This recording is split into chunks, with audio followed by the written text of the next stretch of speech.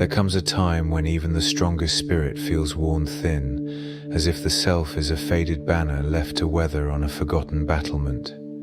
Perhaps you know this landscape, the daily trudge, the hollowed-out routine, the sense that nothing sparks or stirs within you anymore.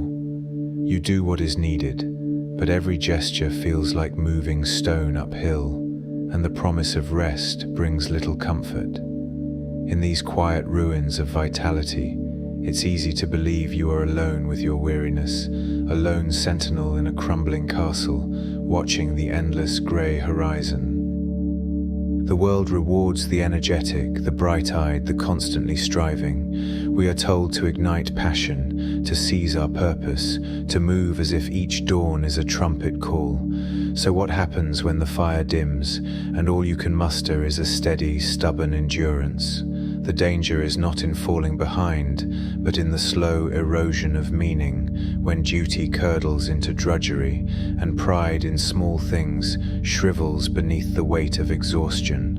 You may feel as if you are sleepwalking through your own existence, tending the embers of your life with no clear sense of why. This is not a rare affliction. It is the silent epidemic beneath many faces you pass each day. If you have grown tired, not just in muscle, but in marrow, you are not broken. You are not lazy or lost. You are simply human, a living being whose reserves can be spent, whose spirit can fray. There is no shame in needing to pause. The forest, too, must lie fallow after storm or fire before green shoots break the earth again. Imagine yourself as a knight, not in shining mail, but with armor battered and dulled by years of service. The banners you once carried are torn, their colors washed by rain and wind. Yet here you stand, sword sheathed but upright, guarding the threshold of your own life. The ruined castle behind you is not a failure, but a testament. Every stone was raised with care, every wound a mark of duty fulfilled. The world worships newness, but there is quiet glory in endurance. Fatigue does not always come from doing too much. Sometimes it creeps in when what you do feels cut off from meaning. The ancient builders of cathedrals laid each stone for a purpose larger than themselves, yet even they must have had days when the work felt pointless, the spire distant and the mortar cold. What kept them going was not constant inspiration, but the sense that their hands were part of a lineage, a greater story stretching beyond their lives. When you are exhausted, the mind turns inward and the world narrows. The castle walls, once high and bright, seem to close in. You may find yourself haunted by the ghosts of old ambitions, dreams that once seemed urgent, now flickering in the dusk. Is this all there is? Have you missed your moment, left your best days behind in some lost golden age? These questions are natural, but they are not the whole truth. The ruins do not lie. They remind us that all things, even the greatest, must weather and change. There is a strange comfort in ruins. In the moss-grown stones and tangled roots of forgotten places, life finds a way to begin again. The fallen knight is never just a figure of defeat. He is a witness to the cycles of effort and rest, pride and humility. You are more than your current exhaustion. Beneath the surface, seeds are stirring, roots are seeking water in the dark. Even when you feel hollow, some part of you is quietly tending to the work of renewal. Perhaps you have lost sight of what you are stewarding. Duty can feel like a chain, but it is also a thread that binds us to others and to the world. The forest needs caretakers as much as the castle needs defenders. When your energy is low, look for the smallest act that maintains the path. A message sent, a meal prepared, a quiet moment spent listening rather than speaking. Stewardship in times of plenty is easy. Its true test comes when you are running on empty. Meaning is not always dramatic. Sometimes it hides in plain sight, wearing the clothes of routine and repetition. The pride you seek may not appear as a wave of triumph, but as a gentle warmth, like sunlight glinting off broken stone, or the hush of dawn in a silent hall. When progress stalls and life feels like going through motions, remember that the roots of great forests lie buried and unseen for years before they break the surface. To source strength from within is to accept that you are not a machine. Machines break or keep running. Living things ebb and flow. Your tiredness is not a moral failing, but a signal. It asks you to listen, to turn inward without judgment. Imagine an ancient tree in the heart of the woods. Its branches may be bare, but beneath, the network of roots is alive, drawing up water and nutrients in secret. So too, your inner life is working, even when you feel spent above ground. The myth of endless energy is a cruel one. Even the mightiest civilizations rose and fell, their glory giving way to silence and overgrowth.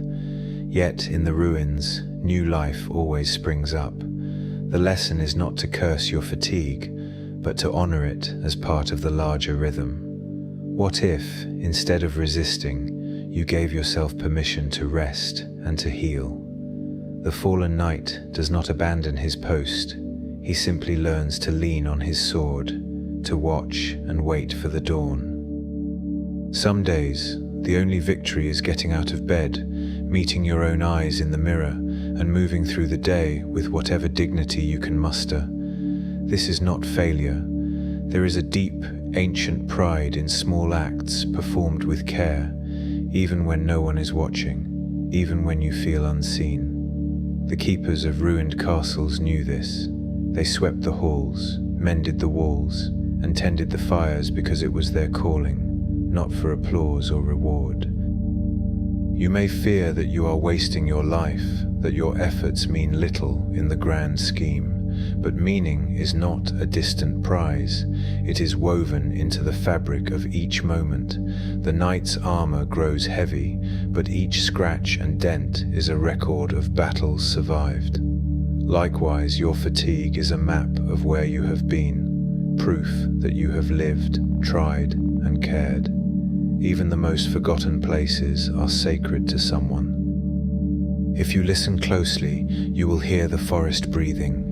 In the hush between tasks, there is a pulse that never stops, a quiet assurance that life continues under the surface. The ancient trees do not hurry. Their rings grow slowly, year by year, through good seasons and hard ones alike. You are allowed to move slowly too. The world's pace is not your master. What would it be like to honor your exhaustion rather than fighting it? Instead of pushing through, can you sit with it, learn what it is trying to tell you? The fallen civilizations left wisdom in their ruins. To endure is not simply to persist, but to adapt, to let go of what no longer serves, and to turn toward what still matters. Sometimes that means letting the weeds grow, trusting that new order will emerge in time. Duty can feel hollow when disconnected from self-respect. To find pride in your own life, begin by noticing the small things you do well, however insignificant they seem. The knight who polishes his sword or patches a torn cloak is not just preserving gear, he is reaffirming his place in the world. You do not need to achieve greatness to be worthy. You need only to show up again and again with sincerity. If you find yourself weary, draw a boundary around what you can manage. The world's demands are endless, but your energy is finite.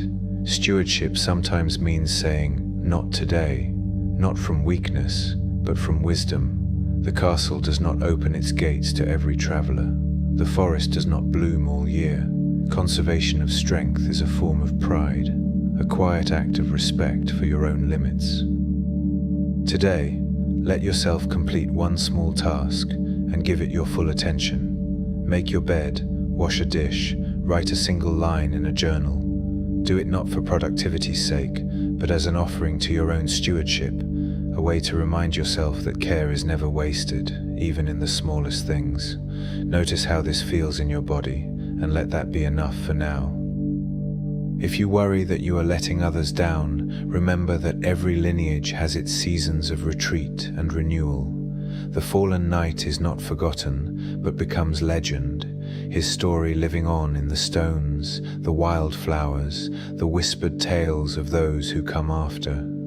Your influence is larger than you know. Sometimes holding the line, however quietly, is an act of courage in itself.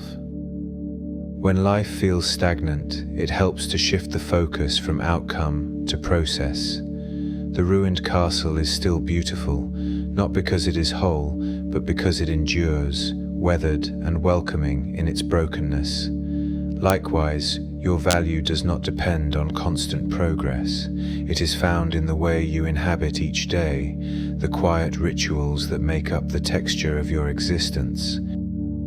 If motivation eludes you, try to find one thing, however small, that brings a flicker of interest or comfort. The ancient forest is not all grandeur. It is made up of mosses, ferns, and hidden springs. Your life is a composite of many such details. Pride grows not from grand gestures, but from the steady tending of what is yours to guard.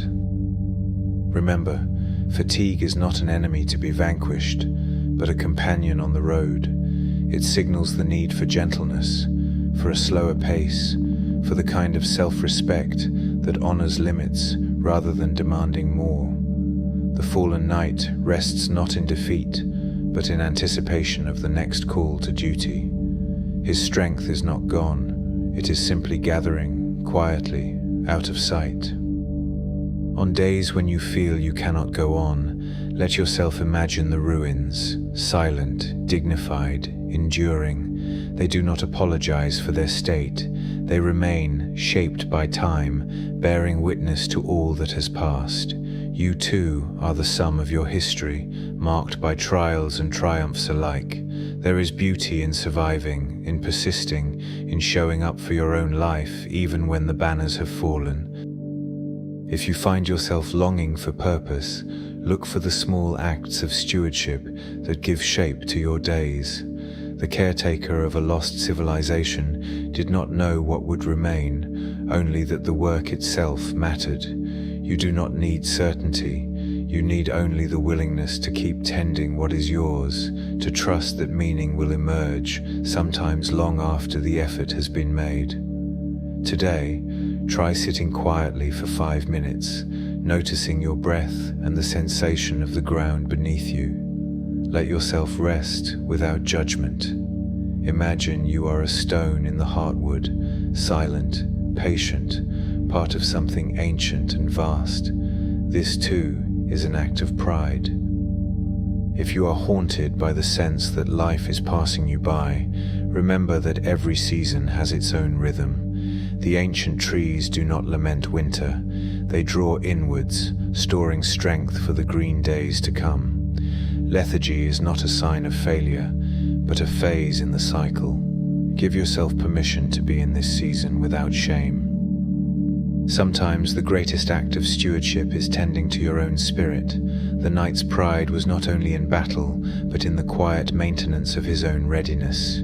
Your rest is not a withdrawal from meaning, but a way of preparing for the times when you will be called to act again. Trust that the energy you need will return in its own time.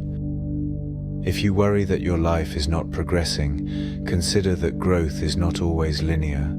The forest expands by sending out roots, not just by reaching for the sky.